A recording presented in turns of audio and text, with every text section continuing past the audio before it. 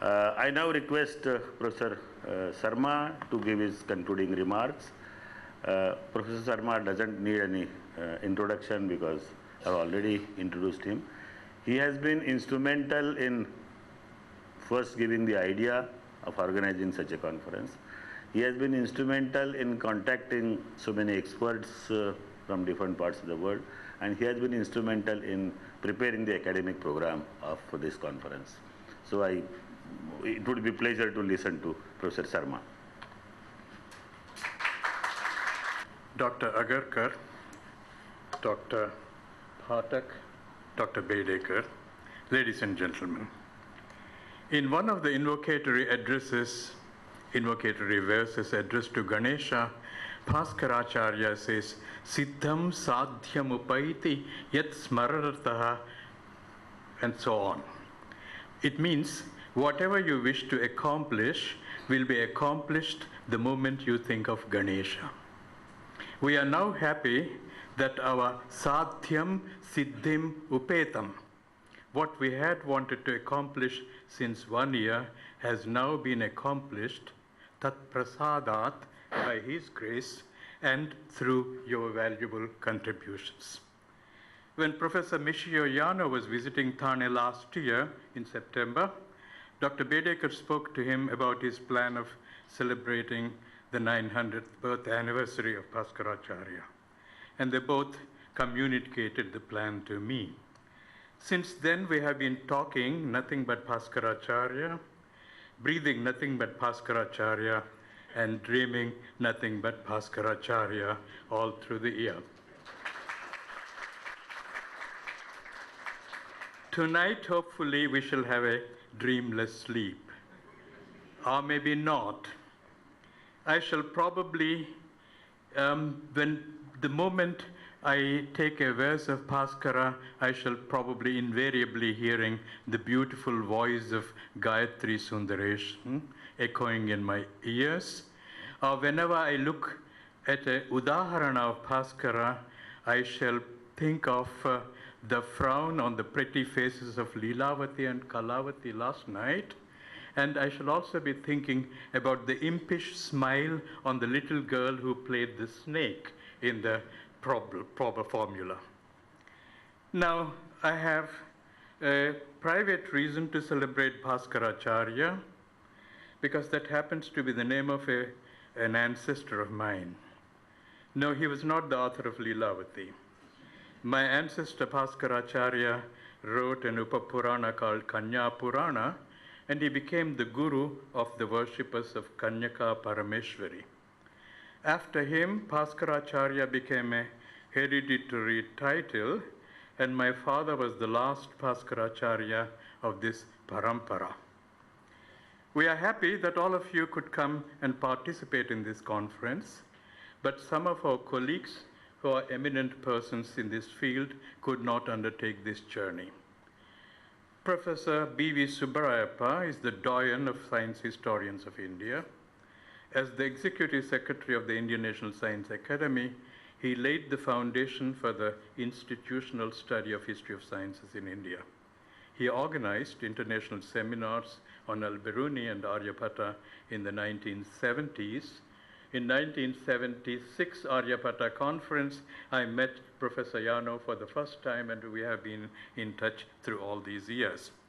And Subbarayappa started an important program of publications which began with the concise history of science in India and the editions and translations of Aryabhatiya, which we all use now. Later, he was elected president of the International Union for the History and Philosophy of Science, IUHPS, the highest honor a science historian can aspire to.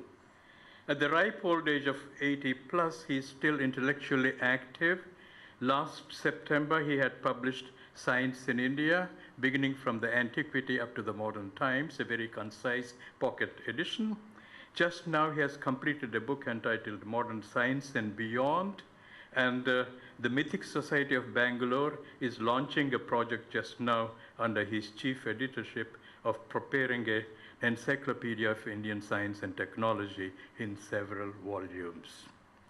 We also miss Professor R.C. Gupta, Radha Charan Gupta, who published nearly 500 papers on the history of mathematics and edited the Ganita Bharati for the first 25 years single-handedly.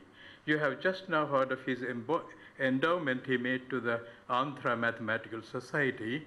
He has made similar endowments for lectures and conferences at different places, practically in all parts of India. It's a thing which probably very few people know. And then Dr. Bagh, A.K. Bagh, and I started our career in history of science in 1962 as research scholars under the supervision of the great visionary S.N. Sen at Calcutta. Later, I wandered through many fields and paths, but Dr. Bagh remained steadfast with the Indian National Science Academy and has been responsible for the scores of projects funded and completed by the INSA, projects funded by INSA and completed by various people, and more importantly, for the quarterly appearance of the Indian Journal of History of Science, which will celebrate its Golden Jubilee next year. That's indeed a remarkable achievement. We would also like to have here Professor Takao Hayashi of Kyoto with us here. He made a name for himself with his doctoral work on the Bakshali manuscript, of which he prepared a splendid edition, translation, and commentary. Indeed, he is today one of the greatest experts on Bhaskaracharya. He has translated the Leelavati into Japanese in 1980. He has published several text-critical studies on the Leelavati and Bijaganita, one of which you have seen published in the Skiyamus. He now writes that he has completed a translation of the Bijaganita and of the commentary on Bija Pallava. This work will be out very soon. I could go on praising his many accomplishments, but shall limit myself to say that his philological, historical, and mathematical scholarship is impeccable. I had the great privilege and pleasure of working with him. Traveling this far from Kyoto is not a problem for him, but he does not attend conferences on principle. It's a kind of vrata for him. Even when the World Sanskrit Conference went all the way up to his doorstep in Kyoto, he didn't step into the conference. Ladies and gentlemen, I'm sure you will join us in sending the warmest and most cordial greetings from this conference to these four scholars.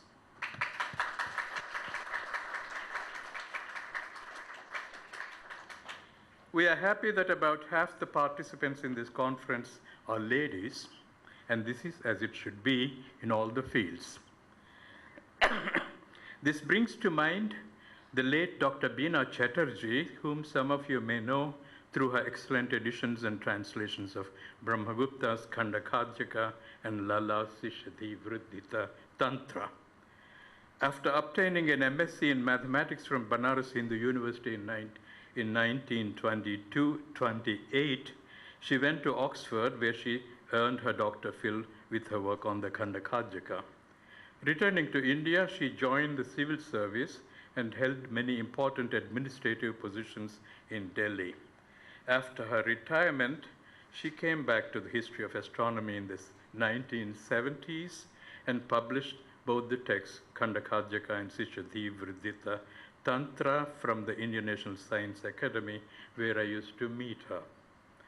I should like to take this opportunity to pay tributes to Dr. Beena Chatterjee and also to S.N. Sen, K.V. Sharma, K.S. Shukla, and David Pingree, because of whom we are now where we are in the historiography of Indian science.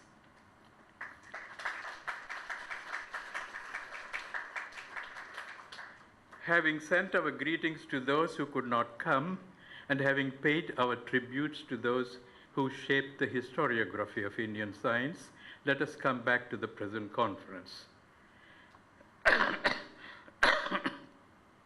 There is a proposal to publish the proceedings of this conference in collaboration with a reputed publisher.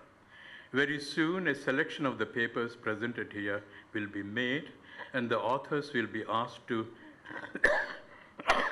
revise the papers according to the style sheet which we shall provide. The revised papers have to reach us by the end of this calendar year so that the volume of proceedings can be released in 2015. Thank you very much, sir.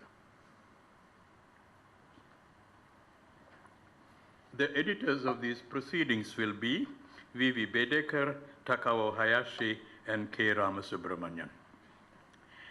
Professor Ramasubramanian has agreed kindly to do all the correspondence in connection with the publication of the proceedings. In the past 3 days, we have heard some very fine presentations on Bhaskaracharya, and I'm sure the scholarship on Bhaskaracharya has been sent advanced greatly. The plenary lectures and papers of this conference covered many aspects of Bhaskaracharya's life and works, but there are many others that remain untouched. We had just 2 papers dealing with the commentaries, Ganesha Daivagnyas on the Leelavati, Surya Dasa's on the Bija Ganita. We were looking forward to the paper on Nrisimha Daivagnyas commentary on the Siddhanta Shiromani, but the young scholar could not attend the conference. Even a listing and an analysis of the large number of citations to be found in Nrisimha's commentary would make a good paper. No, I do not propose to list all the possible topics on Bhaskaracharya, but limit myself to just one. You may have noticed I heard with pleasure the remarks by Professor Sriram that the website of this conference carries PDF copies of many works of Bhaskaracharya. Many of these works were published in the Anandashram Sanskrit series. They were all edited with a scholarly introduction in chaste Sanskrit by a certain Dattatreya Vishnu Apte. His name does not appear in any history of Indian science. Surely, he deserves a mention somewhere as a historian of science. I shall be happy if somebody writes a paper on him and on his learned introductions. This brings me to the status of history of science in India, of which I had been speaking practically every day, but some historical memories.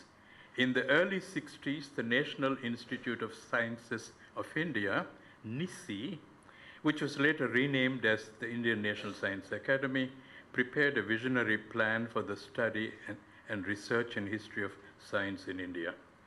This plan envisaged the preparation of bibliographies of source materials and of training young scholars who would one day become teachers of history of science in Indian universities. Accordingly, 2 bibliographies were produced, one for Sanskrit sources with which A.K. Bagh and I were associated, and another for Arabic Persian sources. And in these units also several people worked, and they contributed to these people. I think of Meera Roy and Aparna Chatterjee and all such colleagues.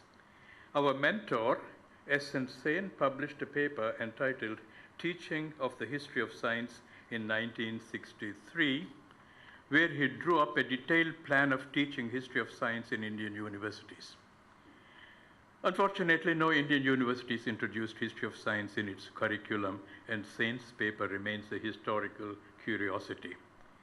From the Center of Advanced Study of History at AMU, Aligarh Muslim University, we also drafted detailed syllabi for the history of science and sent them to UGC for funding and approval, but nothing much happened there.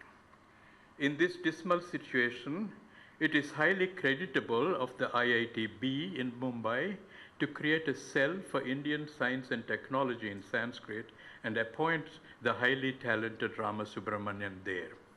Here, Ramasubramanian trained doctoral students in reading Sanskrit texts and their commentaries and in interpreting them in modern science and terminology, modern scientific terminology. I'm not aware of any other Indian scholar of history of science who had the opportunity to train so many worthy students who will continue in his path of scholarship. It is also gratifying to hear that the Kuppuswamy Shastri Research Institute at Chennai, under the directorship of Dr. Kameshwari, is training several doctoral students in Sanskrit scientific texts, and that the University of Calicut Dr. Sundareshwaran is encouraging students to study Sanskrit texts on mathematics and astronomy.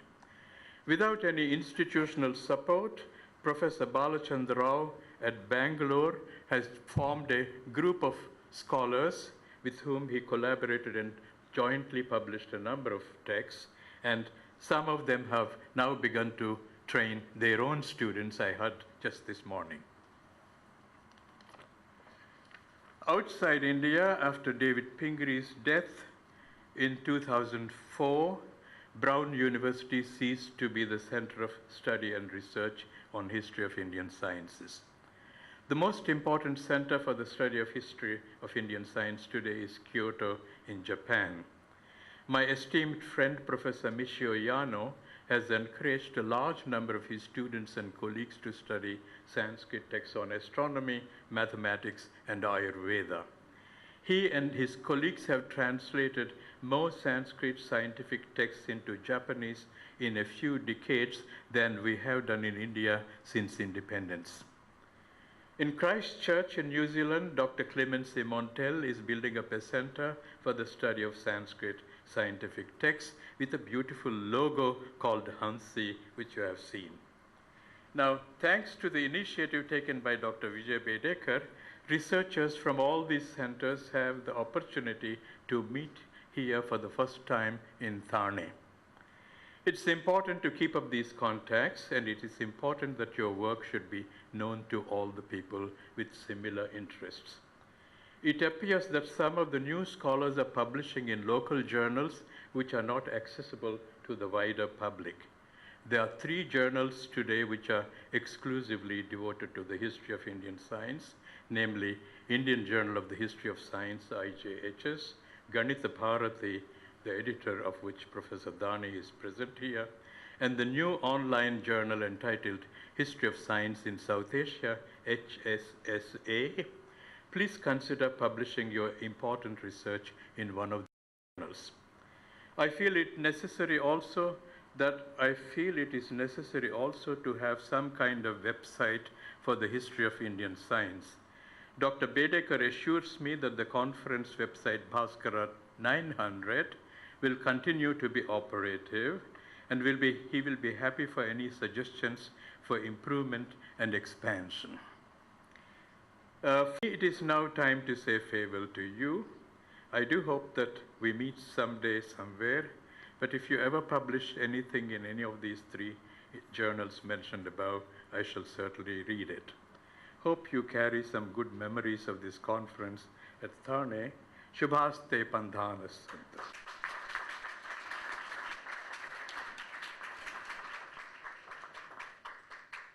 Thank you, Professor Sarma. It has always been inspiring to listen